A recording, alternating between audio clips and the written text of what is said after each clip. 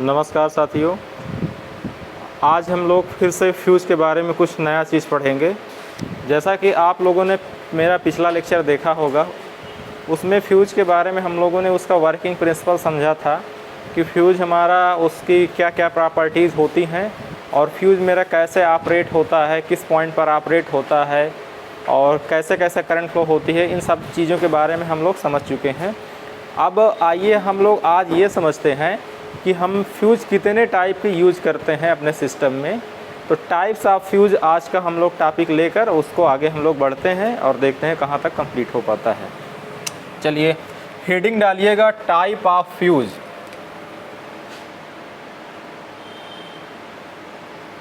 Type of fuse. Type of fuse में दो तरीके का फ्यूज़ होता है। एक होगा लो वोल्टेज फ्यूज़ और एक होगा हाई वोल्टेज फ्यूज़। तो एक हो जाएगा लो वोल्टेज फ्यूज़, है ना, और दूसरा मेरा हो जाएगा high voltage fuse. High voltage fuse. चलिए अब हम लोग क्या करते हैं, इस लो वोल्टेज फ्यूज़ के बारे में हम लोग आज पढ़ते हैं। तो हेडिंग में डालूँगा low voltage fuse. Low voltage fuse. Low voltage fuse मेरा दो तरीके का होता है। एक का मैं नाम देता हूँ सेमी इनक्लोज टाइप। एक का मैं क्या नाम दूंगा, semi enclose type. Semi enclose type. और दूसरा मेरा होता है fully enclose type. Fully enclose type. Fully enclose type, है ना। और ये फुल्ली इनक्लोज टाइप दो तरीके का होता है। एक होता है HRC cartridge fuse. HRC cartridge fuse. दूसरा होता है D link type cartridge fuse. D link type cartridge fuse. आपने क्या देखा, टाइप ऑफ फ्यूज़ में हम लोग पढ़ेंगे लो वोल्टेज फ्यूज़ और हाई वोल्टेज फ्यूज़। और ये लो वोल्टेज फ्यूज़ के बारे में हम लोग पहले डिस्कस कर रहे हैं। लो वोल्टेज फ्यूज़ दो तरीके का होता है। पहला क्या है, सेमी इनक्लोज टाइप। दूसरा है फुल्ली इनक्लोज टाइप, या तो HRC कार्टेराइज फ्यूज़, और दूसरा हो जाएगा D link type cartridge fuse. अब हम लोग क्या करते हैं कि सबसे पहले हम लोग पढ़ते हैं सेमी इनक्लोज टाइप फ्यूज़ के बारे में हम लोग पढ़ते हैं। सबसे पहले सेमी इनक्लोज टाइप फ्यूज़। तो अब आप लोग नई हेडिंग डालिए, सेमी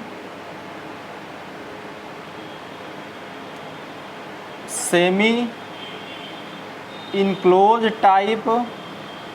सेमी इनक्लोज टाइप, या तो सेमी इनक्लोज टाइप डालेंगे, या तो इसको बोलते हैं रीवायरेबल फ्यूज़।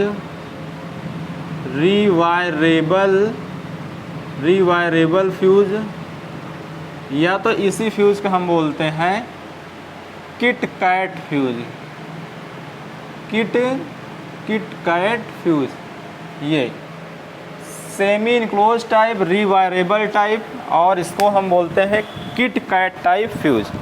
अब हम लोग बनाएंगे कैसा ये फ्यूज़ होता है। देखिए, अगर आप लोगों ने तो देखा होगा, ये जो बेसिकली जो घरों में यूज होता है वही है। ये किट कैट टाइप हो या सेमी इनक्लोज टाइप, ये वही फ्यूज़ की बात की जा रही है जो हम लोग घर में अपने यूज करते हैं। उसी फ्यूज़ की बात यहाँ पर हो रही है। तो ये करीब कुछ इस तरीके का बना होता है। आप देखे होंगे सबके घर में ये लगभग यूज होता है।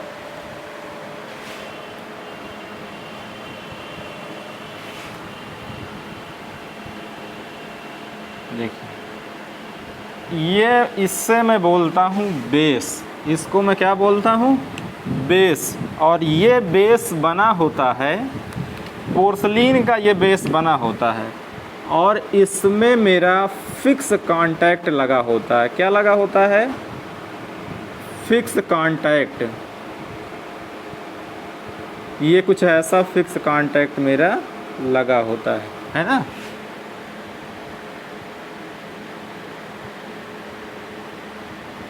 इसको साथ ही साथ आप लोग बनाते चलिए तो आपका भी टाइम यूटिलाइज हो जाएगा। ये कुछ ऐसा हो गया, ये फिक्स कांस्टेंट हो गया, constant.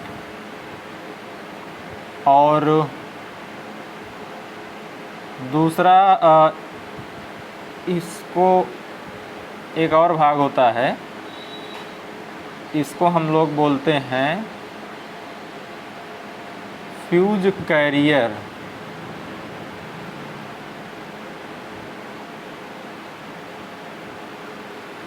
Fuse carrier, fuse carrier हमारा देखो कुछ ऐसा होगा।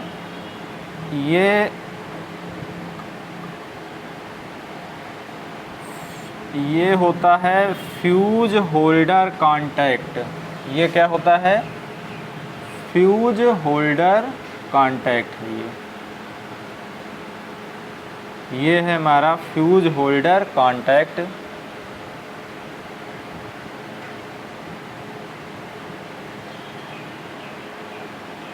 फ्यूज होल्डर कांटेक्ट है। और इसमें ये मेरा फ्यूज़ एलिमेंट मैं ग्रीन कलर का बना देता हूँ बस समझने के लिए, बाकी ग्रीन कलर का कोई मतलब नहीं है। ये मेरा है फ्यूज एलिमेंट, अगर आपको दिख रहा हो तो ये मेरा हो जाएगा फ्यूज एलिमेंट। ऐसा करते हैं, ये हटा देते हैं, दिख नहीं रहा है। आप ये समझिए, ये आपका है फ्यूज एलिमेंट, है ना। ये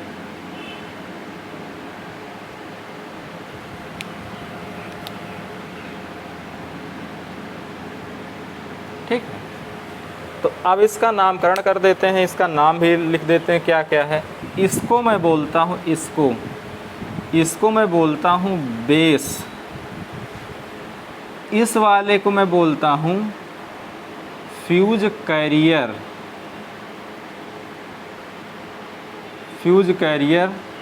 और इसको मैं बोलता हूँ फ्यूज एलिमेंट, फ्यूज एलिमेंट। और ये मेरा कहलाता है फिक्स्ड कांटेक्ट। और ये वाला मेरा कहलाएगा ये फ्यूज होल्डर कॉन्टैक्ट्स। ये मेरा क्या कहलाएगा, फ्यूज होल्डर कॉन्टैक्ट्स। देखो घर में जो फ्यूज हमारा रहता है कुछ इस टाइप का बना रहता है। आप देखते नहीं होंगे कि उसको आप पकड़ के, जैसे कि मान लीजिए दीवार में लगा रहता है, उसको पकड़ के ऐसे खींचते हैं। जो पकड़ के खींचते हैं उसी वाले में आपका फ्यूज एलिमेंट बंधा होता है। एक तो दीवार में फिक्स होता है, एक ऐसे ये मान लीजिए दीवार है और एक दीवार में फिक्स होगा, और दूसरे को हम खींच सकते हैं। जिसको हम खींच सकते हैं इसमें इधर वाले में फ्यूज एलिमेंट लगा होता है, और इसी को मैं बोलता हूँ फ्यूज कैरियर। और इस वाले को मैं बोलता हूँ बेस बोलता हूँ। ये आपका दीवार में चिपका रहेगा, दीवार में इसको से टाइट रहेगा। ये वाले कांटेक्ट फिक्स कांटेक्ट कहलाएंगे। ये आपका फ्यूज एलिमेंट होगा। ये फ्यूज एलिमेंट या तो टिन एलॉय के फ्यूज एलिमेंट, लेड टिन का एलॉय होगा, या नहीं तो मिलता है तो हम लोग कॉपर का यूज हम लोग कर लेते हैं, है ना। इसे मैं बोलूँगा फ्यूज होल्डर। ये मेरा है फ्यूज होल्डर कॉन्टैक्ट्स है ना। और ये वाला भाग आप जो चीनी मिट्टी के बोलते हो ना, चीनी मिट्टी का बना होता है, इसी को हम लोग कहते हैं कि ये भाग हमारा पोर्सलीन का बना होता है। किस चीज़ का बना होगा, पोर्सलीन का बना होगा। अब देखो ये फ्यूज़ चूँकि घरेलू वायरिंग के लिए यूज होता है, तो जाहिर सी बात है ये लो करंट रेटिंग के लिए यूज होगा, लो वोल्टेज रेटिंग के लिए भी यूज होगा, है ना। तो इसमें क्या क्या चीज़ें हैं इसके बारे में क्या क्या चीज़ें समझा जा सकता है, इसको हम लोग लिखते चलेंगे, उसी में साथ ही साथ हम लोग समझते चलेंगे। थोड़ा सा इससे हमारी समय की बचत हो जाएगी, क्योंकि फ्यूज़ में बहुत कुछ फ्यूज़ देखिए एक सिंपल सा डिवाइस होता है, इसमें बहुत कुछ ज़्यादा डिटेल में जाने की ज़रूरत नहीं पड़ती है। हमको समय को ध्यान में रखते हुए कोर्स को कंप्लीट करना है, और हमको इस चीज़ का भी ध्यान रखना है कि हमारे एग्ज़ाम में किस टाइप के क्वेश्चन पूछे जाते, कहाँ से क्वेश्चन पूछे जाते हैं। जहाँ से क्वेश्चन पूछे जाते हैं हम उसको बिल्कुल भी मिस ना करें, वो कहीं से भी ना छूटे, और जो क्वेश्चन नहीं पूछे जाते हैं उसको अनावश्यक हम क्यों पढ़ें, अनावश्यक क्यों हम समझें, क्योंकि आपके पास एक ब्रॉड सब्जेक्ट है, पावर सिस्टम भी है, बेसिक भी है, इलेक्ट्रॉनिक्स भी है, कंट्रोल सिस्टम भी, बहुत सारे सब्जेक्ट को साथ में पढ़ना होता है। तो हमारी कोशिश ये है कि आपको कम से कम पेज में एक बेहतर नोट्स प्रोवाइड करें, जो आपके लिए सिर्फ़ और सिर्फ यूज़फुल हो, अनावश्यक चीज़ें उसमें ना रहें। तो इसको हम लोग लिखेंगे और साथ ही साथ समझते हुए भी चलेंगे। पहला इसमें लिखिए, फ्यूज का प्रयोग, या तो ऐसे कर सकते हैं, इस फ्यूज का प्रयोग, इस फ्यूज का प्रयोग, इस फ्यूज का प्रयोग घरेलू, इस फ्यूज, ऐसे लिखेंगे, थोड़ा सा सीधा नहीं हो रहा था। इस फ्यूज का प्रयोग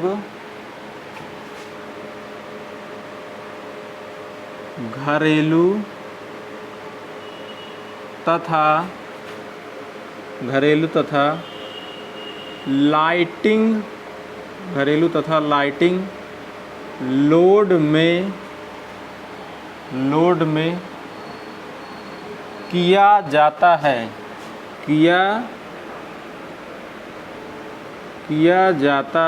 इस फ्यूज का प्रयोग घरेलू तथा लाइटिंग लोड में किया जाता है। घर में आप यूज़ भी करते हो, है ना। यह फ्यूज लो करंट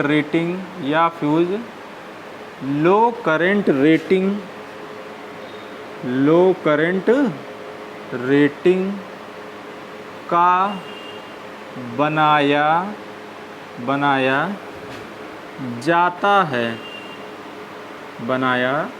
जाता है। अगला लिखेंगे, fuse wire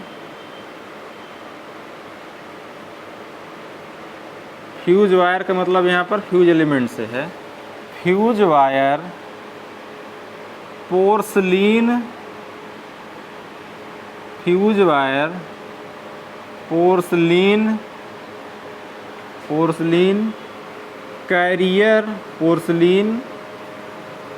career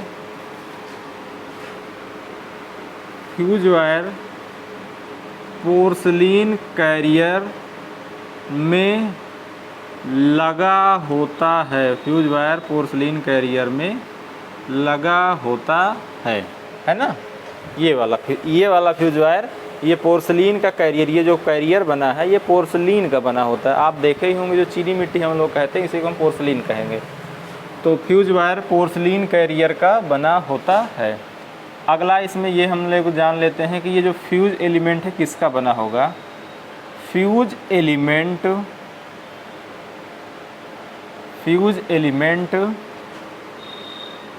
lead tin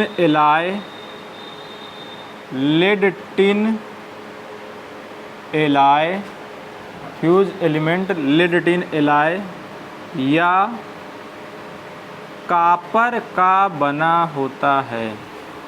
copper का बना होता है। कॉपर का बना होता है। इसको हम बता भी चुके हैं और ये भी हमने बताया है कि यह फ्यूज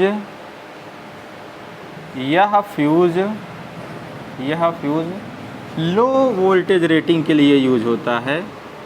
लो वोल्टेज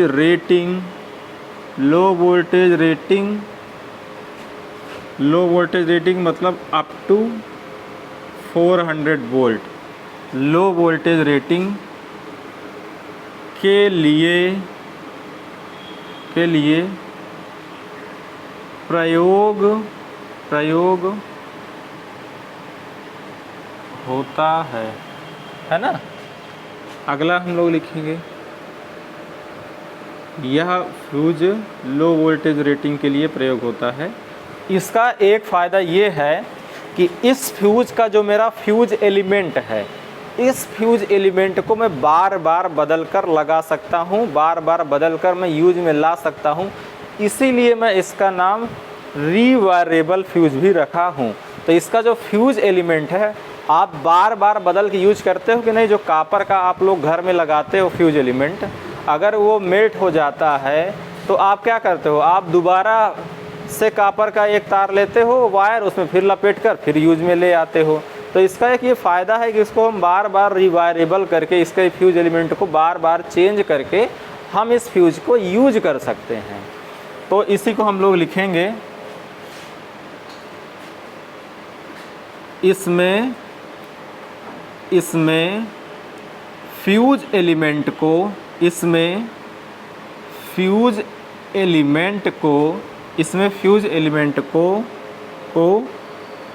बार बार बदल कर प्रयोग में लाया जा सकता है। प्रयोग में लाया जा सकता है, बार बार प्रयोग में लाया जा सकता है। देखिए अब ये क्या है, ये फ्यूज़ थोड़ा सा सेमी इनक्लोज टाइप का होता है। ये फ्यूज़ सेमी इनक्लोज टाइप का होता है। मतलब ये है कि जो बेस है, इस बेस में मैं इस फ्यूज़ को जब फिक्स करता हूँ, इस फ्यूज़ में जब फिक्स मैं लगा देता हूँ तो इस फ्यूज़ इसके और इसके बीच कुछ ना कुछ एयर इसमें आती जाती रहती, एयर जा सकती है। या तो आप ये कह सकते हो कि ये जो सेमी इनक्लोज फ्यूज़ है, इसमें फ्यूज़ का एलिमेंट मेरा एटमॉस्फेयर के संपर्क में रहता है, एटमॉस्फेयर के संपर्क में रहता है। अब एटमॉस्फेयर के संपर्क में रहेगा तो क्या होगा, एटमॉस्फेयर के संपर्क में रहेगा तो होगा क्या, जब इसमें करंट फ्लो होती है तो हीटिंग जनरेट होती है। अब वो एटमॉस्फेयर के प्रभाव के कारण, उस हीट के कारण ये मेरा फ्यूज एलिमेंट डिटीरियोरेट होने लगता है, मतलब इसमें क्षरण होने लगता है। और इसके कारण क्या होता है, इसका जो डायमीटर है या ये कहो इस फ्यूज एलिमेंट का ऊपरी लेयर जो है वो निकलने लगता है, जिसके कारण ये एक्चुअल डायमीटर थोड़ा सा कम होने लगती है। और जब डायमीटर मेरी कम हो जाएगी तो होगा क्या कि फ्यूज की रेटिंग भी घट जाएगी। जितने रेटिंग का आपने फ्यूज लिया, मान लीजिए 10 एम्पियर का आपने फ्यूज लिया था, तो वो कुछ सालों बाद आपका हो सकता है 8 एम्पियर तक के लिए ही हम यूज कर पाएँ। तो डिटीरियोरेशन के कारण होता क्या है, इसकी जो रेटिंग है वो घटने लगती है। क्यों घटने लगती है, क्योंकि डिटीरियोरेट होता है। क्यों होता है, क्योंकि ये वातावरण के संपर्क में रहता है। तो इसी चीज़ को लिखा जाए हम लोग, वातावरण के प्रभाव के कारण, वातावरण के प्रभाव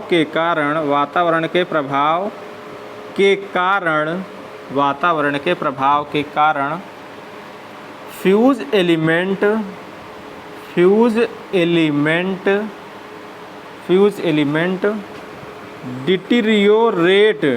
डिटीरियोरेट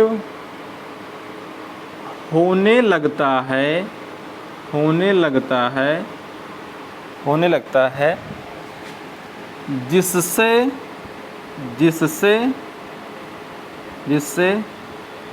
इसकी रेटिंग जिससे इसकी रेटिंग घट जाती है, घट जाती है। आप इसको समझ ही गए होंगे। हाँ, इसका जो फ्यूजिंग फैक्टर है ये भी समझिएगा। इसका फ्यूजिंग फैक्टर, इसका फ्यूजिंग फैक्टर लगभग, इसका फ्यूजिंग फैक्टर लगभग 2 होता है। इसका फ्यूजिंग फैक्टर लगभग 2 होता है। 2 होने का क्या मतलब होगा ये तो आप समझ रहे हो, लेकिन अभी फिर से हम इसको भी समझाएंगे। इसका फ्यूजिंग फैक्टर 2 होगा तो इससे हमारा क्या मतलब होगा। एक चीज़ ये आप जान लीजिए, इसमें डिस्क्रिमिनेशन की कमी होती है, तो इसको हम लिख सकते हैं lack of discrimination, lack of discrimination. और इसमें एक्सटर्नली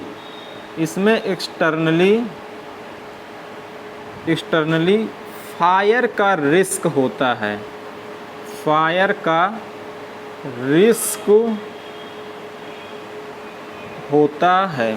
रिस्क होता है। कैसे रिस्क होगा?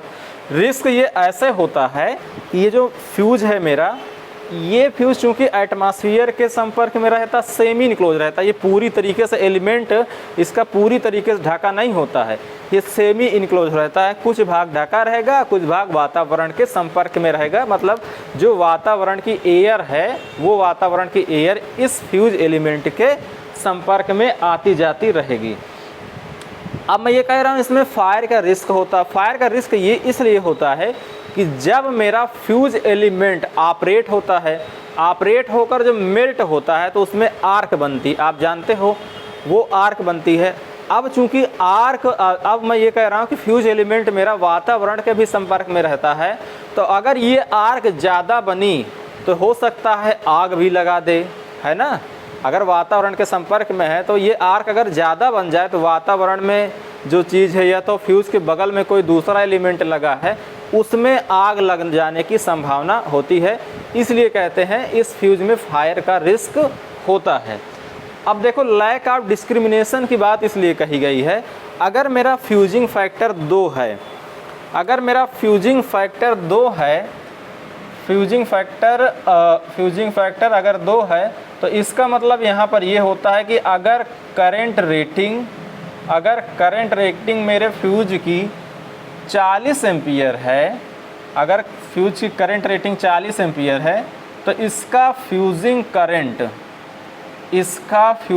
करंट हमारा हो जाएगा 80 एम्पियर, है ना। अगर इसका करंट रेटिंग मेरी 40 एम्पियर है तो इसका फ्यूजिंग करंट हो जाएगा 80 एम्पियर। तो अब लैक ऑफ डिस्क्रिमिनेशन की हम कमी इसलिए कहेंगे क्योंकि अगर हमको सीरीज में कई फ्यूज लगाना है, ये सीरीज में ऐसे हमको कई फ्यूज लगाना है, सीरीज में हमको कई फ्यूज लगाना है ऐसे, तो हमको कम से कम, अगर इनका सही ऑपरेशन प्राप्त करना है तो कम से कम सब की रेटिंग में 2 गुना का अंतर होना चाहिए। उदाहरण के तौर पर, अगर इस फ्यूज की रेटिंग 40 एम्पियर है तो इसकी 80 एम्पियर होना चाहिए, और इसकी होना चाहिए 160 एम्पियर। इसका 40, इसका 80, इसका 160। मतलब अगर फ्यूजिंग फैक्टर मेरा 2 है तब, तो अब देखिए कितना ज़्यादा अंतर करके हम फॉल्ट को डिस्क्रिमिनेट कर पाते हैं। इसीलिए हम कहते हैं लैक ऑफ डिस्क्रिमिनेशन। अगर इससे कम का अंतर रहेगा, तो फ्यूज डिस्क्रिमिनेट करके फॉल्ट को ऑपरेट नहीं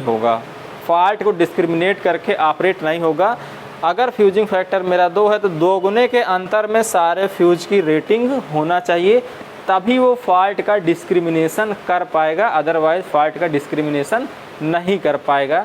डिस्क्रिमिनेशन के बारे में हमने पिछली क्लास में आपको बताया था, डिस्क्रिमिनेशन का एक्चुअल मतलब क्या होता है। तो मैं ये समझता हूँ कि आप उस चीज़ को समझ पा रहे होंगे, तो अब हम लोग इससे आगे बढ़ते हैं, है ना।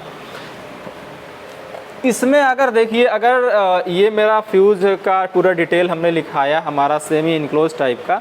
अगर डिसएडवांटेज की बात करें तो देखा जाए तो ये मेरा इतना पार्ट मेरा डिसएडवांटेज में हो जा रहा है। कैसे? वातावरण के प्रभाव के कारण फ्यूज की डिटीरियोरेट होता है, इसकी रेटिंग घट जाती है। फ्यूजिंग फैक्टर मेरा 2 है। फ्यूजिंग फैक्टर मैं चाहता हूँ कि कम होना चाहिए, जितना कम रहेगा उतना अच्छा डिस्क्रिमिनेशन हम लोग प्राप्त कर पाएंगे। अब वजह ये है कि ये मान लो मेरा फ्यूज 40 एम्पियर का है, फ्यूजिंग करंट 80 एम्पियर है। अगर ये ओवरलोड हो जाए, ओवरलोड के कारण इसमें जो लोड करंट है वो लोड करंट मेरा 60 एम्पियर लेने लगे।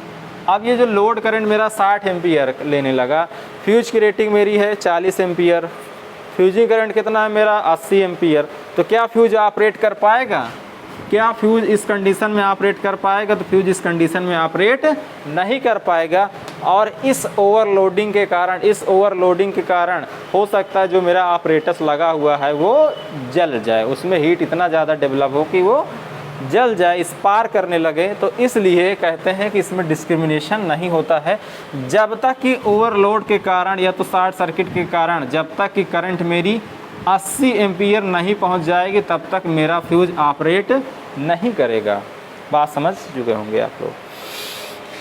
तो ये मेरा डिसएडवांटेज हो गया। एडवांटेज का ये है मेरा कि इस फ्यूज को हम लोग बार बार बदल कर, फ्यूज एलिमेंट को बार बार हम लोग बदल कर इसको हम प्रयोग में ला सकते हैं। इस पूरे फ्यूज को बदलने की ज़रूरत नहीं पड़ती, क्योंकि इस फ्यूज एलिमेंट को हम लोग बदल कर इस फ्यूज को बार बार हम लोग यूज में ला सकते हैं। तो ये तो रही हमारी रिवायरेबल फ्यूज के बारे में कुछ जानकारियाँ, और इतनी जानकारी जितना आपको दी गई ये पर्याप्त है। इतने में आपका अच्छा खासा जो भी इससे रिलेटेड क्वेश्चन है सारे क्वेश्चन सॉल्व हो जाएंगे, ये मेरा खुद का अनुभव कहता है। अब हम लोग चलेंगे अपने अगले फ्यूज के बारे में, देखते हैं अगले फ्यूज के बारे में क्या चीज़ें हैं, क्या कैसा कुछ है उसमें, उसको हम समझेंगे। तो इसको हटाया जाए फिर हम लोग आगे बढ़ते हैं।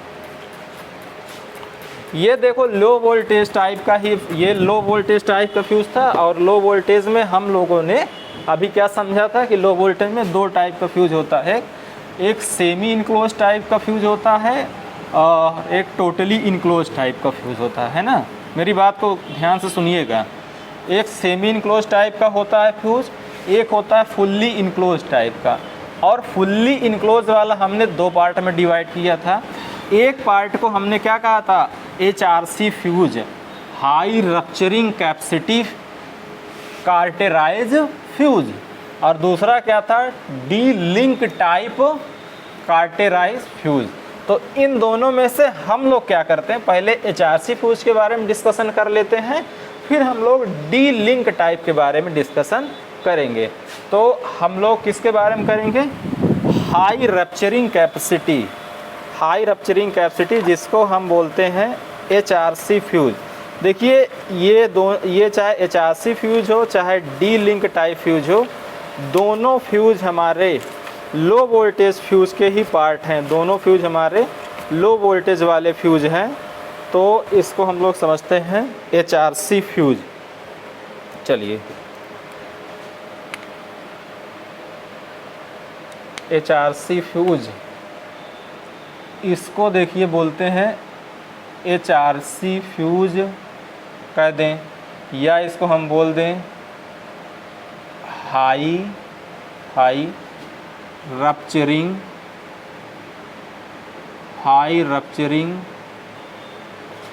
Capacity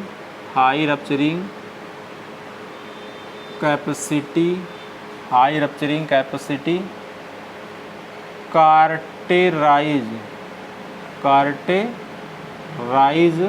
fuse, high rupturing capacity cartridge fuse. देखो ये फ्यूज बेसिकली कुछ इस टाइप का बना होगा।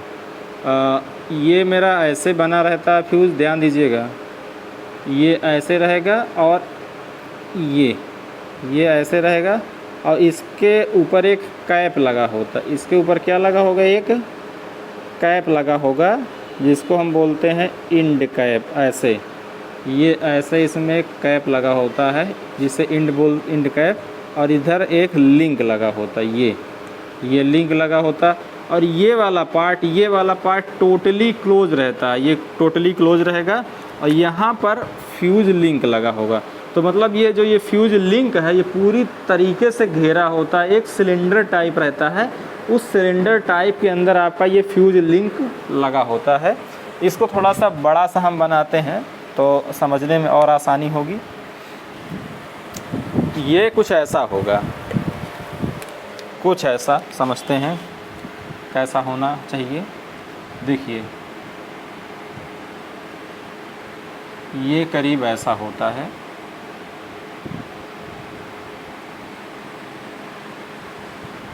हम लोग बना रहे हैं HRC फ्यूज को।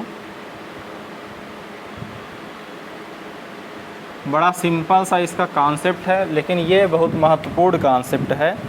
और मैं आपको ये बताना चाहूँगा कि आज के टाइम में जितना भी पावर सिस्टम के पैनल्स हैं, जितना भी सब स्टेशनों में पावर सिस्टम के पैनल्स लगे हैं, सब में HRC फ्यूज यूज होता है। सब में हम लोग HRC फ्यूज ही यूज कर रहे हैं इस टाइम। सब में HRC फ्यूज हम लोग यूज करते हैं। ये इसको हम लोग बोलते हैं इंड कैप। इंड कैप हर एक पार्ट के बारे में आपको बताया जाएगा, किस चीज़ का बना होता है, क्या काम होता है, सारी चीज़ें आपको समझ में आएंगी।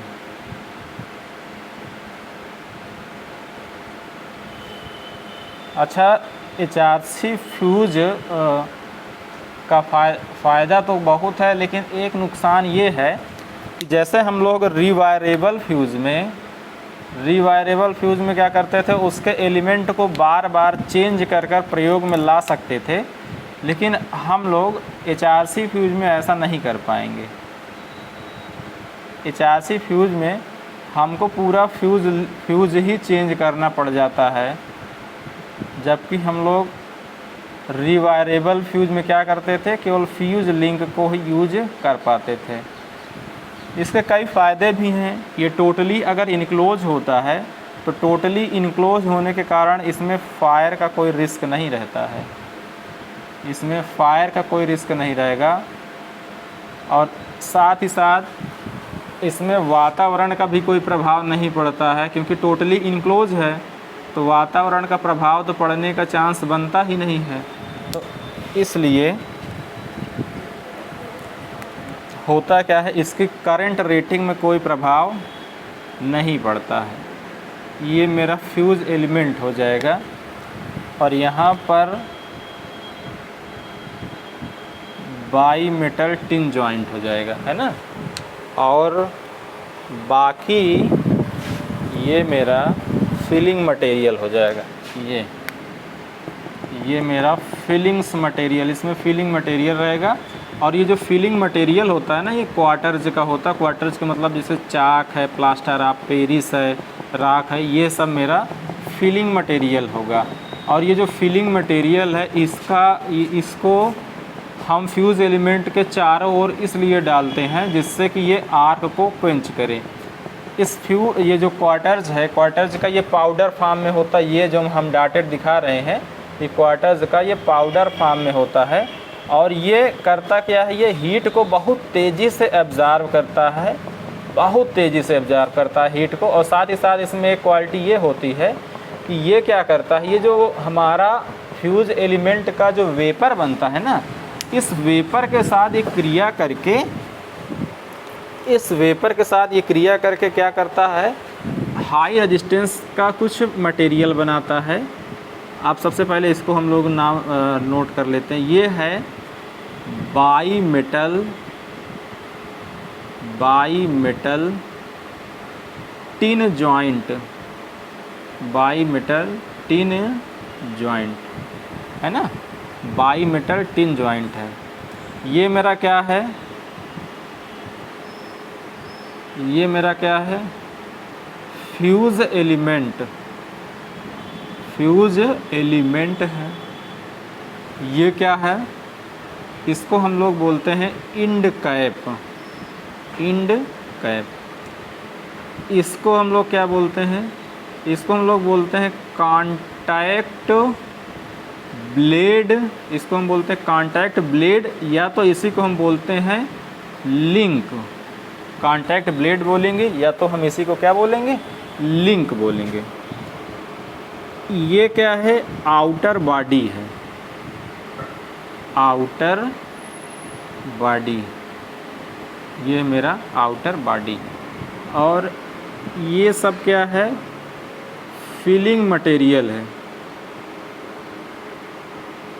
ये सब filling material, filling material quartz है, फिलिंग मटेरियल क्वार्ट्ज है। अब थोड़ा सा ये भी हम बता देते हैं इसमें कौन कौन किस चीज़ का बना होता है। जैसे कि हम सबसे पहले आउटर बॉडी की बात करें तो ये मेरी आउटर बॉडी है, ये पूरा आउटर बॉडी, ये यहाँ से लेके यहाँ तक इसको हम लोग आउटर बॉडी बोलते हैं। ये टोटली सिलेंडर टाइप का होता है, जैसे ये है ना सिलेंडर टाइप का, ये सिलेंडर टाइप का टोटली कवर रहेगा और इसके अंदर फ्यूज़ एलिमेंट रहेगा। तो ये जो आउटर बॉडी है, ये आउटर बॉडी सिरेमिक का बना होता है। ये आउटर बॉडी किसका बना होगा, सिरेमिक का बना होगा, जिसे या तो हम ये कहें कि ये एपॉक्सी रेजिन का बना होता है। इसको हम या तो सिरेमिक कहें या तो एपॉक्सी रेजिन का बना होगा, है ना। अब ये मेरा ये जो फिलिंग मटेरियल क्वार्टर्स होता है, किस लिए होता है आपको हम बता भी चुके हैं कि ये आर्क क्वेंचिंग का कार्य करता है, हीट को बहुत तेज़ी से एब्जॉर्ब करता है।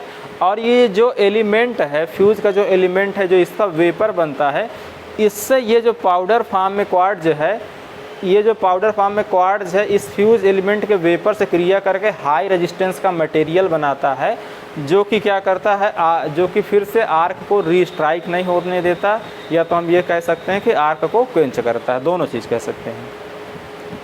फ्यूज एलिमेंट मेरा किस चीज़ का बना होता है, सिल्वर का बना होता है। इंड कैप, ये मेरा इंड कैप कहलाएगा, ये और ये इंड कैप कहलाएगा। इंड कैप मेरा या तो ब्रास का बना होता है या तो कापर का बना होता है, या तो ब्रास का बना होगा या तो कापर का बना होगा। और इसको मैं कांटेक्ट ब्लेड कहता हूँ, कांटेक्ट ब्लेड या लिंक, ये बना होता है मेरा कापर का।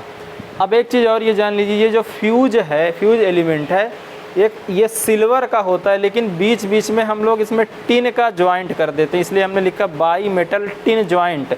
इसमें बीच बीच में टिन का ज्वाइंट कर देते हैं। ये टिन ज्वाइंट 2 या 2 से अधिक का करते हैं, बाई में टिन 2 या 2 से अधिक का करते हैं।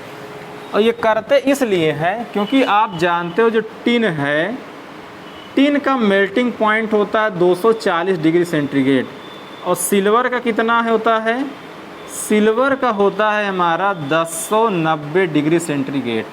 तो ये सिल्वर हमारा मेन एलिमेंट है, मेन फ्यूज़ का एलिमेंट है, लेकिन हम इसमें बाई मेटल का टिन जॉइंट प्रोवाइड कराते हैं।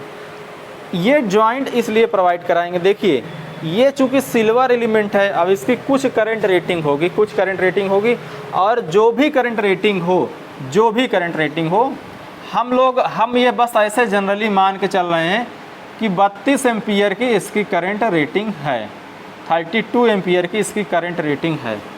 32 एम्पियर की करंट रेटिंग है, तो अगर इसका मतलब ये है कि अगर इस एलिमेंट से 32 एम्पियर तक का करंट फ्लो होगा, 32 एम्पियर तक की करंट फ्लो होगी। इससे पहले थोड़ा सा एक और छोटा सा बस 1 मिनट और लगेगा। हम ये मानते हैं कि हमने ये माना कि ये मेरा कोई सोर्स है, यहाँ पर कोई एक फ्यूज़ लगा हुआ है, फ्यूज़ चूँकि सीरीज में लगा होता है हमने लगा दिया, और यहाँ पर एक कोई लोड कनेक्ट है, लोड कनेक्ट है ना, ये मेरा लोड है, ये केवल समझा जा रहा है। और हमने ये माना कि ये जो लोड है इसकी मेरी रेटिंग है 30 एम्पियर की कुल मेरी रेटिंग है, और यहाँ पर हमने फ्यूज़ कितने एम्पियर का लगा दिया है, 32 एम्पियर का हमने फ्यूज़ लगा दिया है।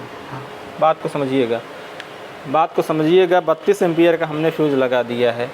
अब इसमें हाँ, अब हम आ रहे थे इस एलिमेंट की बात कर रहे थे, सिल्वर एलिमेंट, और ये जो बाई मेटल का टिन जॉइंट है, इसका क्या महत्वपूर्ण योगदान है। तो अब अगर ये मेरा ये हो गया 32 एम्पियर का फ्यूज़ रेटिंग हो गया, और ये जो HRC फ्यूज़ होता है इसकी जो फ्यूजिंग फैक्टर होता है, इसका फ्यूजिंग फैक्टर 1.45 के लगभग होता है। मैं अभी उदाहरण के तौर पर 1.5 मान लेता हूँ।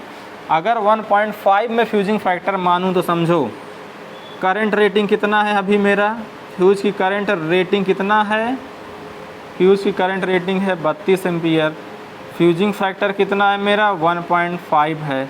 तो अगर इसका फ्यूजिंग करंट मैं निकालूं तो क्या हो जाएगा, वही फ्यूजिंग फैक्टर वाले फार्मूले से निकालेंगे। फ्यूज की करंट रेटिंग हो जाएगा 1.5 इंटू 32 एम्पियर, 15 दूना 30, 15 3 45, 3 48, तो ये करीब आ जाएगा 48 एम्पियर। तो यहाँ से आपको ये पता चला कि जब ये 48 एम्पियर की फ्यूज, जब इसमें 48 एम्पियर तक की करंट फ्लो होगी तब ये फ्यूज हमारा मेल्ट होगा, तब ये फ्यूज हमारा ऑपरेट होगा। अगर 48 एम्पियर से कम की करंट फ्लो होगी तो उस कंडीशन में ये फ्यूज ऑपरेट नहीं होगा। ठीक है, और इतना समझते चलिएगा करंट रेटिंग किसकी, फ्यूज की। फ्यूज की करंट रेटिंग है कितना 32 एम्पियर, और एक है लोड है, लोड की करंट रेटिंग है, लोड की करंट रेटिंग मतलब कि फुल लोड पर करंट है जो लोड का वो है 30 एम्पियर है। फुल लोड पर जो लोड है, जो हमने लोड कनेक्ट किया, इसका जो फुल लोड की करंट है, फुल लोड पर करंट ये मेरा 30 एम्पियर है। आप ये जानते हो कि अगर आप लोड बढ़ाओगे तो करंट आपकी बढ़ेगी, है ना। अब हम आते हैं इधर, ये मेरा सिल्वर का एलिमेंट है, सिल्वर के एलिमेंट में हमने टिन का जॉइंट किया है। सिल्वर एलिमेंट है, अगर सिल्वर एलिमेंट है और हम ये मान के रखें कि हमने जो ये फ्यूज लगाया है ये 32 एम्पियर का है, तो सिल्वर एलिमेंट वाला जो फ्यूज है ये ऑपरेट कब करेगा, जब इस एलिमेंट से कम 48 एम्पियर की करंट फ्लो करेगी तभी ये फ्यूज ऑपरेट करेगा, अदरवाइज ये नहीं ऑपरेट करेगा। 48 एम्पियर जब करंट फ्लो होगी तभी ये ऑपरेट करेगा। 48 एम्पियर करंट फ्लो होने का यहाँ पर एक मतलब ये भी हम समझ सकते हैं कि जब इसमें 48 एम्पियर की करंट फ्लो होगी तब जो ये सिल्वर का एलिमेंट है इसका तापमान बढ़कर हो जाएगा 1090 डिग्री सेंटीग्रेड, और 1090 डिग्री सेंटीग्रेड जब बढ़ जाएगा तो फ्यूज एलिमेंट हमारा मेल्ट हो जाएगा। इतनी बात आपको समझ में आ रही होगी। फिर से हम रिपीट करते हैं, हमने ये कहा इसमें फ्यूज एलिमेंट लगा हुआ है, इसकी रेटिंग 32 एम्पियर की है, ये तभी ऑपरेट करेगा जब इसमें 48 एम्पियर की करंट फ्लो होगी। 48 एम्पियर करंट के फ्लो होने से होता क्या है, 48 एम्पियर करंट फ्लो होने से I स्क्वायर RT से इसमें हीट डेवलप होती है, और जब ये हीट के कारण जो टेम्परेचर है वो 1090 डिग्री सेंटीग्रेड पहुंचता है। जब 1090 डिग्री सेंटीग्रेड पहुंचेगा तभी ये फ्यूज एलिमेंट मेरा ऑपरेट कराएगा, किसको, फ्यूज को, अदरवाइज ऑपरेट नहीं कराएगा। तब मैं इसको एक और दूसरे लैंग्वेज में मैं ये भी कह सकता हूँ कि अगर इसकी करंट कम होगी, अगर इसकी करंट 48 एम्पियर से इसकी करंट कम होगी तो होगा क्या, जो इसका टेम्परेचर फ्यूज एलिमेंट का जो बढ़कर राइज होता था वो शायद 1090 डिग्री सेंटीग्रेड तक ना पहुंच पाए, तो उस कंडीशन में फ्यूज एलिमेंट ऑपरेट नहीं होगा। इतनी बात समझ में आ गई होगी। अब ये समझिए कि इस टिन जॉइंट का यहाँ पर क्या रोल है। टिन जॉइंट का रोल सिर्फ और सिर्फ इतना है कि देखो 32 टिन जॉइंट का सिर्फ और सिर्फ रोल इतना है यहाँ पर कि ये अगर 32 एम्पियर तक की करंट फ्लो करे तो ठीक है। अगर इसमें 48 एम्पियर या इससे अधिक 48 एम्पियर या इससे अधिक एम्पियर की करंट फ्लो हो जाए तो क्या होगा, ये फ्यूज एलिमेंट जो सिल्वर का है ये मेल्ट होकर सर्किट को ब्रेक कर देगा। लेकिन अगर मान लो कि ये लोड, इसमें किसी कारण से हम लोड बढ़ा दें, इसमें हम किसी कारण से लोड बढ़ा दें, और किसी कारण से अगर लोड बढ़ा दें तो हो सकता है लोड बढ़ने के कारण ये वाली जो करंट है 30 एम्पियर से बढ़कर हो सकता है 40 एम्पियर तक की करंट लेने लगे। अगर 40 एम्पियर की करंट यहाँ फ्लो होने लगेगी तो 40 एम्पियर इस फ्यूज से भी तो 40 एम्पियर होके जाएगी, इस फ्यूज से भी तो 40 एम्पियर होके जाएगी। लेकिन क्या फ्यूज आपका ऑपरेट करेगा इस कंडीशन में? ऑपरेट नहीं करना चाहिए, क्योंकि इस फ्यूज का जो हमारा फ्यूजिंग करंट है वो 48 एम्पियर है, जबकि इसमें कितनी करंट फ्लो हो रही है? 40 एम्पियर करंट फ्लो हो रही है। और हमने ये बताया है कि इस सिल्वर का टेम्परेचर 1090 डिग्री सेंटीग्रेड कब पहुंचता है? जब इसमें 48 एम्पियर तक की करंट फ्लो होती है तब। अगर 48 एम्पियर से करंट कम फ्लो होगी तब इसका टेम्परेचर 1090 डिग्री सेंटीग्रेड तक नहीं पहुंचेगा, तो ऑपरेट नहीं करेगा। लेकिन हमने ये कहा 40 एम्पियर तक की फ्यूज, अगर इसमें किसी कारण से हम लोड बढ़ गया तो ये 40 एम्पियर तक की फ्यूज, 40 एम्पियर तक का करंट फ्लो होगा इस फ्यूज के माध्यम से। इस लोड में 40 एम्पियर का करंट फ्लो होगा। और ये जो लोड है, इस लोड का फुल रेटेड करंट कितना है? 30 एम्पियर है। फुल लोड करंट 30 एम्पियर है। अगर इस लोड से हम लगातार 40 एम्पियर की करंट लेंगे तो इस लोड के अंदर I²R लॉस होगा। I²R लॉस होगा। I²R लॉस के कारण इसमें हीट डेवलप होगा, और इस हीट के कारण हो सकता है ये जो लोड मेरा है, लोड मैं मान लूँ मोटर ही मेरा है, हो सकता है इस हीटिंग के कारण इतना ज़्यादा हीट हो जाए कि इस मोटर का जो इंसुलेशन है वो डैमेज हो जाए, इस मोटर का इंसुलेशन डैमेज हो जाए। तो यहाँ पर जो मेरा फ्यूज़ था इसका तो कोई फ़ायदा ही नहीं हुआ, इसका कोई फ़ायदा ही नहीं हुआ। लेकिन जब मैं यहाँ पर टिन जॉइंट लगा देता हूँ, जब मैं यहाँ पर टिन जॉइंट लगा देता हूँ तो होता क्या, मैं ये भी जानता हूँ कि मेरा टिन जॉइंट 240 डिग्री सेंटीग्रेड पर ही मेल्ट हो जाता है, और सिल्वर कितने में होता है? 1090 डिग्री सेंटीग्रेड पर मेल्ट हो जाता है। तो अब आप बताओ, अगर ये 32 एम्पियर रेटेड का फ्यूज है, अगर इसमें 40 एम्पियर की करंट हम प्रवाहित करा देंगे तो इस एलिमेंट का, इस पूरे एलिमेंट का कम से कम 240 की जगह कम से कम 500 डिग्री सेंटीग्रेड तो टेम्परेचर बढ़ ही जाएगा। भले 1090 डिग्री सेंटीग्रेड न बढ़ पाए, लेकिन कुछ टेम्परेचर तो बढ़ ही जाएगा। हो सकता है वो 500 डिग्री सेंटीग्रेड तक बढ़ पा रहा है। और हमारा टिन जो है, टिन का कितना है मेल्टिंग पॉइंट? 240 डिग्री सेंटीग्रेड है। तो अभी टेम्परेचर कितना हो गया? स्मॉल ओवरलोड की कंडीशन, स्मॉल ओवरलोड हुआ तो 30 की जगह 40 एम्पियर करंट फ्लो होने लगा। तो स्मॉल ओवरलोड के कारण इसका टेम्परेचर 500 डिग्री सेंटीग्रेड हो गया, जबकि इस टिन का मेल्टिंग पॉइंट कितना है? 240 डिग्री सेंटीग्रेड है। तो इस कंडीशन में होगा क्या, ये जो फ्यूज एलिमेंट सिल्वर वाला है, ये सिल्वर वाला तो मेल्ट नहीं होगा, लेकिन ये जो टिन वाला है ये वाला मेल्ट होकर सर्किट को ब्रेक कर देगा, तो इससे मेरा फ़ायदा ये हुआ कि अगर मैं टिन का जॉइंट प्रोवाइड कर दूं, तो टिन के जॉइंट प्रोवाइड करने से हमारा क्या फ़ायदा होता है? ये स्मॉल ओवरलोड की कंडीशन में भी सर्किट को ऑपरेट कराता है। तो अभी तक जैसा कि हम लोगों ने स्टार्टिंग में फ्यूज के बारे में पढ़ा था, ये शॉर्ट सर्किट की कंडीशन में ऑपरेट करता है और साथ ही साथ एक्सेसिव ओवरलोड की कंडीशन में ये ऑपरेट करता है। लेकिन अगर हम HRC फ्यूज यूज करेंगे, देखिए अगर जनरल फ्यूज की बात करें तो हमारा आंसर शॉर्ट सर्किट या एक्सेसिव ओवरलोड ही आएगा। लेकिन अगर स्पेशली HRC फ्यूज के बारे में पूछ लिया जाए कि क्या ये स्मॉल ओवरलोड की कंडीशन में ऑपरेट कराएगा या नहीं कराएगा, तो जवाब मेरा ये रहेगा, स्मॉल ओवरलोड की कंडीशन में ये सर्किट को ऑपरेट कराएगा या फ्यूज को ब्रेक करेगा या प्रोटेक्शन प्रोवाइड करेगा। वो क्यों प्रोटेक्शन प्रोवाइड कर रहा है? क्योंकि हमने यहाँ पर टिन का जॉइंट प्रोवाइड कर दिया है, टिन का जॉइंट हमने लगा दिया है। और चूंकि टिन का मेल्टिंग पॉइंट सिल्वर से काफ़ी कम होता है, तो भले सिल्वर मेल्ट ना हो पाए, लेकिन स्मॉल ओवरलोड की कंडीशन में टिन मेरा मेल्ट होकर सर्किट को ब्रेक कर देता है, और जिससे हमारा प्रोटेक्शन प्रदान होता है। तो HRC फ्यूज़ का ये एक बेहतर एडवांटेज है कि इसके द्वारा हम लोग स्मॉल ओवरलोड से भी प्रोटेक्शन प्राप्त करते हैं। जनरली अगर आपसे क्वेश्चन में पूछा, केवल फ्यूज से पूछा जाए क्या फ्यूज से स्मॉल ओवरलोड प्रोटेक्शन प्राप्त कर सकते हैं, तो आपका जवाब है कि फ्यूज से स्मॉल ओवरलोड में हम प्रोटेक्शन प्राप्त नहीं कर सकते हैं। लेकिन यही चीज़ आपसे पूछे कि क्या हम HRC फ्यूज द्वारा स्मॉल ओवरलोड से प्रोटेक्शन प्राप्त कर सकते हैं, तो जवाब आपका बिल्कुल सही रहेगा, यस रहेगा कि हाँ, हम HRC फ्यूज से स्मॉल ओवरलोड से प्रोटेक्शन प्राप्त कर सकते हैं, है ना।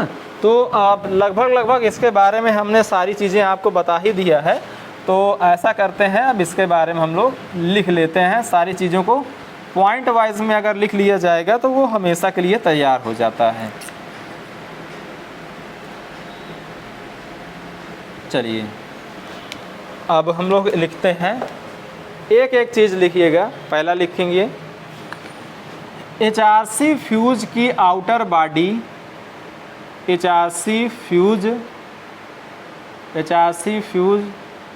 की आउटर बॉडी, HRC फ्यूज की outer body ceramic, HRC fuse की आउटर बॉडी सिरेमिक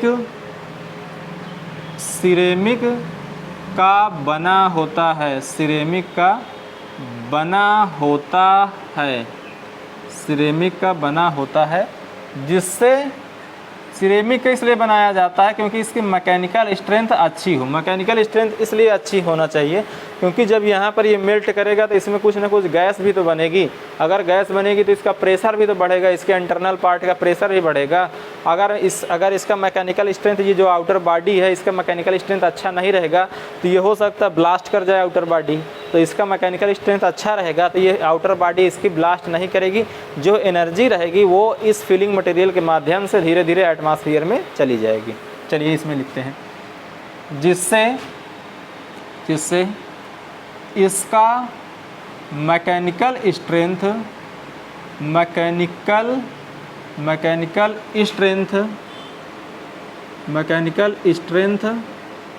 अच्छा रहता है, मैकेनिकल स्ट्रेंथ अच्छा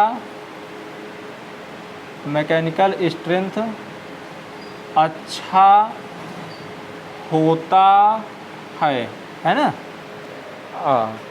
सारी चीज़ें जो जो हमने बताया वही एक एक चीज़ लिख लेते हैं। HRC फ्यूज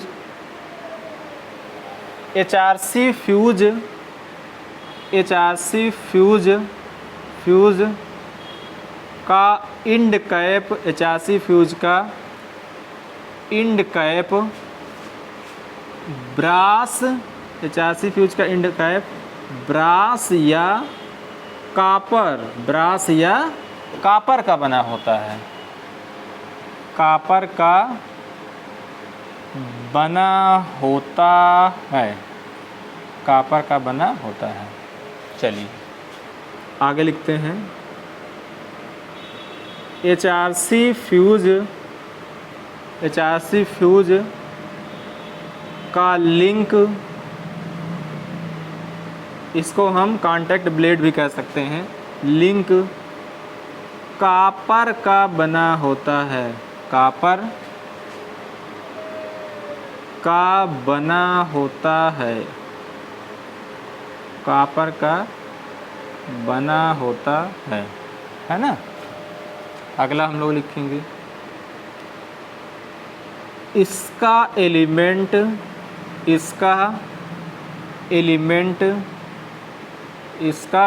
मतलब फ्यूज एलिमेंट, इसका एलिमेंट सिल्वर का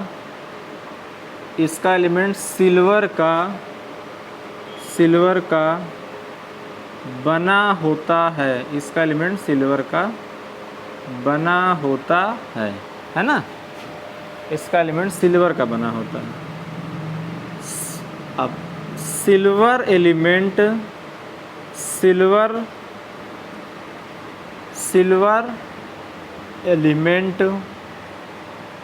एलिमेंट के चारों ओर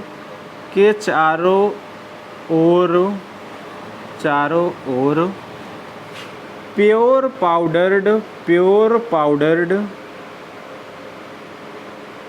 पाउडर्ड क्वार्टर्स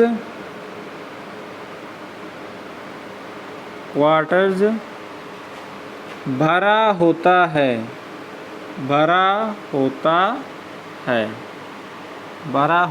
है। आपको ये बताया ही जा चुका है तो इसलिए सीधे सीधे लिखवाते चल रहे हैं।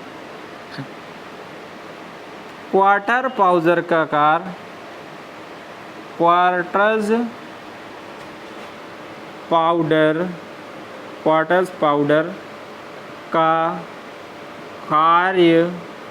पाउडर का कार्य आर्क को क्वेंच करना, आर्क को क्वेंच करना होता है ना। क्वार्ट्ज पाउडर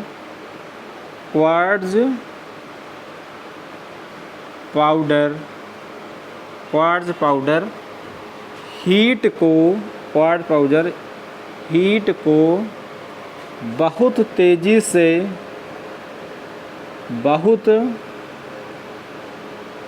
तेजी से ऑब्जर्व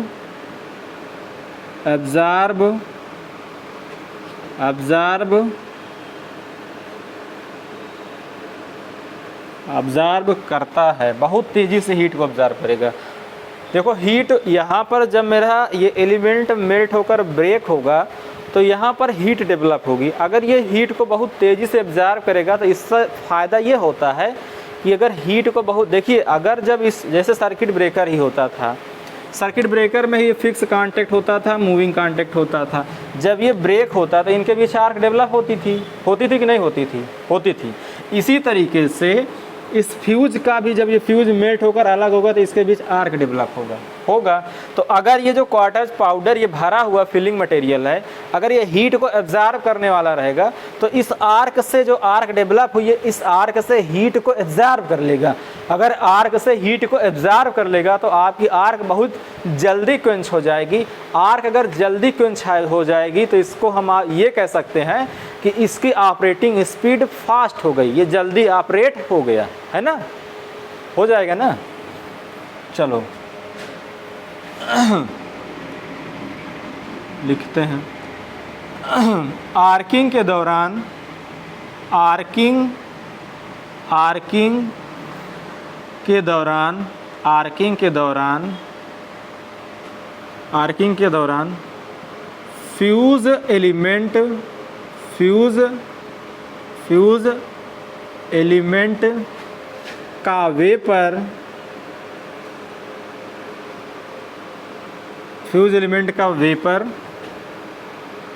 फ्यूज एलिमेंट का वेपर क्वार्ट्ज से क्रिया करके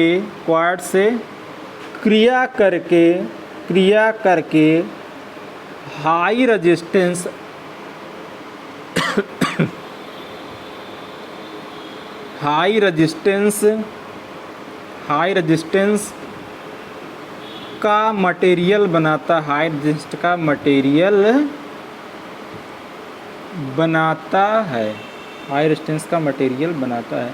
देखो हाई रेजिस्टेंस का मटेरियल बनाने का फ़ायदा ये होता है कि इन जो फ्यूज़ के एलिमेंट, मान लो यहाँ पर ब्रेक हुआ, अब ये जो ब्रेक हुआ इसके बीच अगर मैं हाई रेजिस्टेंस का मैं कोई मटेरियल बना दूंगा तो फिर से इसके बीच कोई आर्क डेवलप नहीं हो पाएगी। तो इससे ये इसका एक फ़ायदा हो जाता है। आर्किंग के दौरान फ्यूज़ एलिमेंट का वेपर क्वार्ट्ज से क्रिया करके हाई रेजिस्टेंस का मटेरियल बनाता है। चलो अगला पॉइंट लिखते हैं।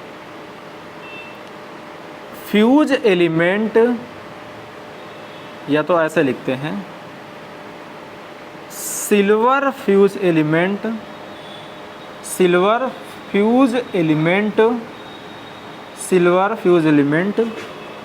दो से अधिक स्थानों पर टिन द्वारा ज्वाइंट होता है। बात समझ गए होंगे। ये यहाँ पर हमने टिन ज्वाइंट किया था ना, दो या दो से अधिक स्थानों पर ये मेरा टिन से ज्वाइंट होगा। टिन से ज्वाइंट होने का फ़ायदा क्या होगा ये आप जानते हुई हो। सारी चीज़ें बता दी गई हैं। टिन का मेल्टिंग पॉइंट कम होता है, सिल्वर का मेल्टिंग पॉइंट अधिक होता है, तो इससे स्मॉल ओवरलोड प्रोटेक्शन प्राप्त होता है। यहाँ पर लिखेंगे बाई मेटल ज्वाइंट के कारण, बाई मेटल ज्वाइंट के कारण HRC फ्यूज से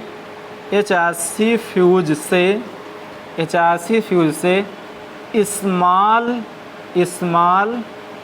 ओवरलोड प्रोटेक्शन प्राप्त करते हैं, स्मॉल ओवरलोड प्रोटेक्शन प्राप्त करते हैं। चलो अगला लिखेंगे, इसका फ्यूजिंग फैक्टर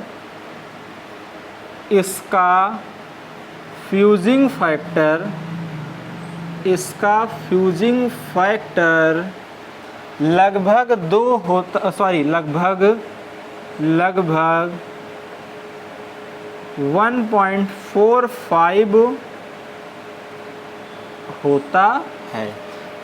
ठीक है, अगर इसी फ्यूज की हमको ब्रेकिंग कैपेसिटी बढ़ाना हो तो हम क्या करेंगे, एक से अधिक एलिमेंट को पैरेलल में से हम लगा देंगे। फ्यूज की ब्रेकिंग कैपेसिटी बढ़ाने के लिए एक से अधिक एलिमेंट को, आप जानते हो पैरेलल में जितना जोड़ते चले जाएंगे करंट रेटिंग उतना बढ़ती चली जाएगी, और करंट रेटिंग जितना बढ़ती चली जाएगी उतना ब्रेकिंग कैपेसिटी भी बढ़ती चली जाएगी।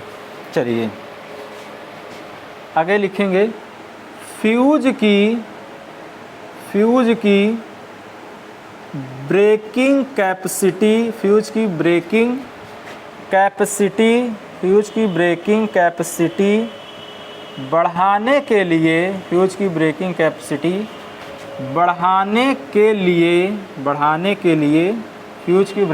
बढ़ाने के लिए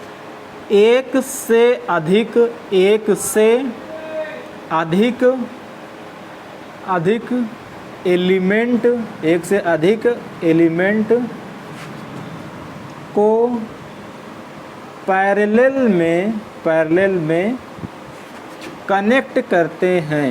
में कनेक्ट करते हैं।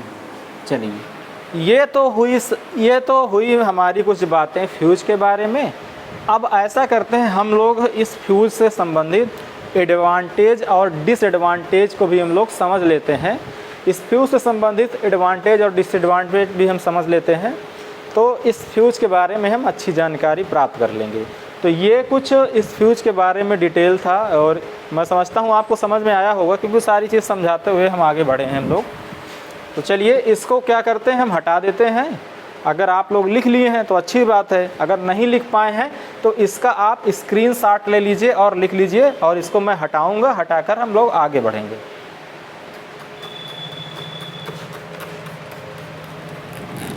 चलो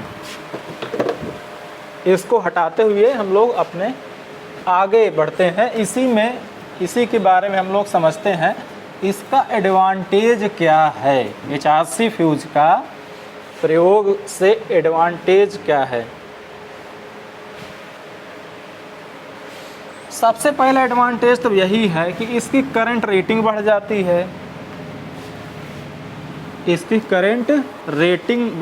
है। करंट रेटिंग बढ़ने का मतलब इसकी रप्चरिंग कैपेसिटी बढ़ जाती है। करंट रेटिंग बढ़ने का मतलब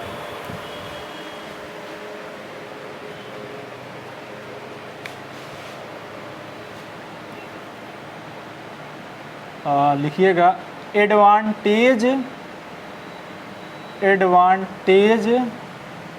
of HRC fuse, advantage of HRC fuse.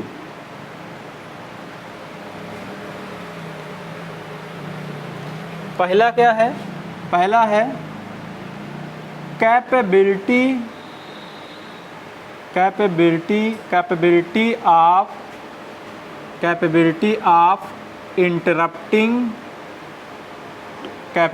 Of interrupting high value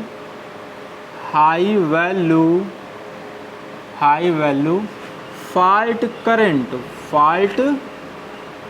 current. ठीक है, ये हो गया। दूसरा देखो, ये चारों ओर इनक्लोज रहता है, तो इसमें आग लगने की कोई संभावना नहीं रहती कि अगर बगल में हमारा कोई एलिमेंट है तो इसके स्पार्क के कारण आग लग जाए। इसमें जैसे स्पार्क होगा ये क्या करेगा, ये जो है फिलिंग मटेरियल है तुरंत इसकी हीट को ऑब्जर्व करेगा, और दूसरा भाग क्या करेगा, इसमें हाई रेजिस्टेंस का कुछ मटेरियल प्रोवाइड बना देगा। तो इसमें हम लिख सकते हैं no risk of fire, no risk of fire, no risk of fire. अगला हम लोग लिख सकते हैं suitable for discrimination, suitable for discrimination, suitable for discrimination. Suitable for discrimination हम इसलिए कहते हैं क्योंकि इसका फ्यूजिंग फैक्टर हमारा 1.45 है, तो ये ज़्यादा आसानी से इसमें हम डिस्क्रिमिनेट कर सकते हैं। जिसका फ्यूजिंग फैक्टर जितना कम रहेगा उस फ्यूज से हम उतना अच्छा डिस्क्रिमिनेशन हम लोग प्राप्त करेंगे। जिसका फ्यूजिंग फैक्टर अच्छा रहेगा उससे हम अच्छा डिस्क्रिमिनेशन प्राप्त करेंगे। अब चूँकि इसमें देखो एटमॉस्फेयर का प्रभाव नहीं रहता है, तो इसमें क्या होता है, डिटेरियोरेशन भी नहीं होता है। तो इसी को हम लिख सकते हैं non deterioration, non deterioration, non deterioration for long life, non deterioration for long life. ये तो रही कुछ एडवांटेज की बात। अब हम लोग कुछ लिख लेते हैं, ये तो हमारा था कुछ पॉइंट एडवांटेज की बात। अब हम लोग थोड़ा सा डिसएडवांटेज के बारे में भी हम लोग समझ लेते हैं। चलिए, डिसएडवांटेज हमारा क्या है,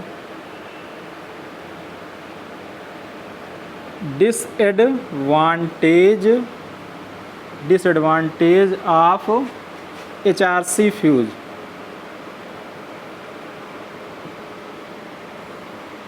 देखो, सबसे बड़ा डिसएडवांटेज ये है कि जब मेरा किट कैट फ्यूज था या रिवायरेबल में फ्यूज यूज़ करता था, तो अगर मेरा फ्यूज मेल्ट हो जाता था या फ्यूज ऑपरेट हो जाता था तो केवल मैं फ्यूज एलिमेंट को बदलता था, केवल मैं फ्यूज एलिमेंट को बदलता था। लेकिन HRC फ्यूज में क्या होगा, अगर मेरा फ्यूज एक बार ऑपरेट कर गया, अगर फ्यूज ऑपरेट कर गया तो मैं अलग से फ्यूज एलिमेंट को बदल नहीं पाऊंगा, क्योंकि ये क्या है, ये सिरेमिक की बॉडी में अंदर पैक है। हमको क्या करना होगा, हमको इस पूरे फ्यूज को ही बदलना पड़ेगा, इस पूरे फ्यूज को ही बदलना पड़ेगा। तो जितनी बार ऑपरेशन होता है उतनी बार हम पूरे फ्यूज को बदलते हैं। ये मेरा एक नुकसान है। उसमें हम केवल एलिमेंट को ही बदल पाते थे, इसमें केवल पूरे फ्यूज को हमको बदलना पड़ेगा। तो इसमें हम लिख सकते हैं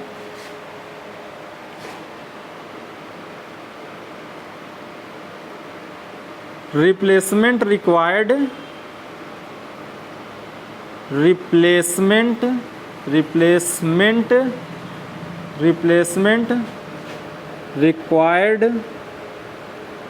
रिक्वायर्ड फॉर ईच ऑपरेशन, या तो इसको ऐसा लिख सकते हैं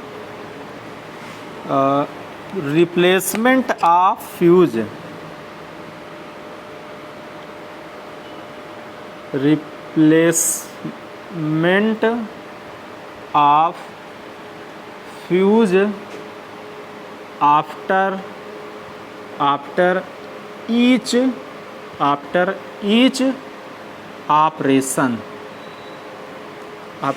ऑपरेशन, और दूसरा ये क्या है, इसको यूज़ करते करते जो इसके फ्यूज के जो कांटेक्ट होल्डर हैं ये भी ओवर हीट करने लगते हैं।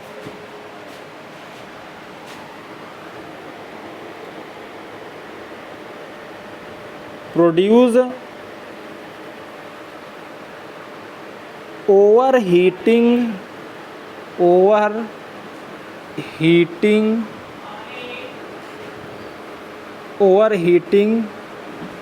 produces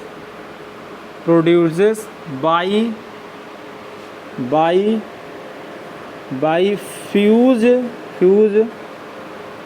holder contact, overheating produced by fuse holder contact. तो ये था आपका HRC फ्यूज़ के बारे में। अब ऐसा करते हैं कि HRC फ्यूज़ के बारे में आपको सारी चीज़ें बता दी गई हैं, और इसका लो वोल्टेज का एक दूसरा टाइप होता है D link type cartridge fuse. तो उसके बारे में हम लोग अगले लेक्चर में डिस्कस करते हैं। तो आज आपको बताया गया है low voltage fuse. Low voltage fuse में था आपका रिवायरेबल फ्यूज़ और दूसरा HRC फ्यूज़। इसके बारे में सारी चीज़ डिटेल से बताई गई है, और मैं उम्मीद करता हूँ आप अगर इसको एक बार ईमानदारी से पढ़ लेंगे तो निश्चित तौर पर आपका कोई भी टॉपिक इससे छूटने वाला नहीं है। तो चलिए आज की क्लास को हम लोग यहीं पर क्लोज करते हैं। आप सभी का बहुत बहुत धन्यवाद। Thank you.